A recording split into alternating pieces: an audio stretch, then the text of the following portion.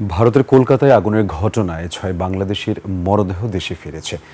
বেনাপোল স্থলবন্দরে ইমিগ্রেশনের আনুষ্ঠানিকতা শেষে হস্তান্তর করা হয় 5 মরদেহ। এর আগে সাতক্ষীরার ভোমরা স্থলবন্দর দিয়ে আসা নিহত আলিমুজ্জামান সাজুর দাফন শেষ হয়েছে। একই দুর্ঘটনায় মারা যাওয়া রেবতী সরকারকে ভারতীয় সৎকার করা হয়েছে। বেনাপোল ও সাতক্ষীরা প্রতিনিধির তথ্য ভিডিওতে আরও জানাচ্ছেন মাসুমা লিসা। শনিবার বিকেলে ভারতের পেট্রাপোল চেকপোস্টে ইমিগ্রেশনের আনুষ্ঠানিকতা শেষে স্বজনদের কাছে হস্তান্তর করা হয় কলকাতায় আগুনে মারা যাওয়া 5 জনের মরদেহ।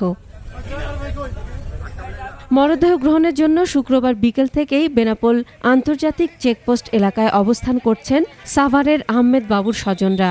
আর শনিবার দুপুরের পর থেকে দেবাশিস দত্ত ও তার স্বজনদের মরদেহ গ্রহণ করতে কুষ্টিয়া থেকে আসেন তার স্বজন ও সাংবাদিকরা। তার স্ত্রী এবং শ্বশুর দুজনকে দাফন করা হবে কুষ্টিয়া পৌর গোরস্থানে এবং দেবাশিস দত্ত এবং তার ছেলের দাহই সমাধি করা হবে কুষ্টিয়া পৌর শ্মশানে। আমরা মনে করি যে এই দুর্ঘটনার দায় কলকাতা সরকারকে কোনোভাবেই এড়ানোর সুযোগ নেই। আমরা ভারতে যাই চিকিৎসা নেওয়ার জন্য, চিকিৎসা নিয়ে সুস্থ হয়ে ফেরার জন্য, কিন্তু সেখানে যদি যে আমাদের প্রাণ যায়, হোটেলগুলোর ব্যবস্থা ভালো না। আমাদের এম্বাসি একদম এখন পর্যন্ত আমাকে ফোন করেছে, ইভেন পুলিশ থেকে ধরে সবাই হেল্প করেছে। এর আগে দুপুর 12:30টার দিকে কলকাতার পার্ক সার্কাসের পিস ওয়ার্ল্ড থেকে আনুষ্ঠানিক প্রক্রিয়া শেষে মরদেহ নিয়ে দেশের পথে রওনা দেন স্বজনরা। এর মধ্যে কুষ্টিয়ার সাংবাদিক দেবাশিস দত্ত, তার স্ত্রী আফসানা সিম্মিন, 3 বছরের মেয়ে স্বর্ণশীষ দত্ত ও শ্বশুর মোহাম্মদ আকরাম আলী এবং সাভারের আমিনবাজারের বেগুনবাড়ি এলাকার আহমেদ বাবুর মরদেহ রয়েছে। কলকাতায় মরদেহ হস্তান্তরের সময় বাংলাদেশ ডেপুটি হাইকমিশনের কর্মকর্তারা উপস্থিত থেকে সার্বিক কার্যক্রমে সহায়তা করেন।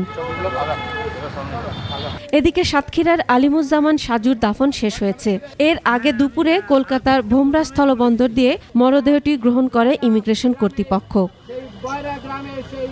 এ ঘটনায় নিহত রেবতী সরকারের পরিবারের পক্ষ থেকে জানানো হয়েছে, তার ছেলে মেয়ে ভারতে থাকায় সেখানেই সৎকার সম্পন্ন হয়।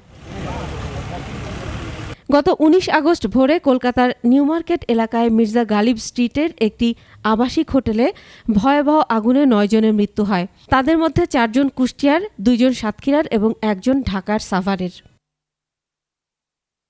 Masuma Lisa, 21 television.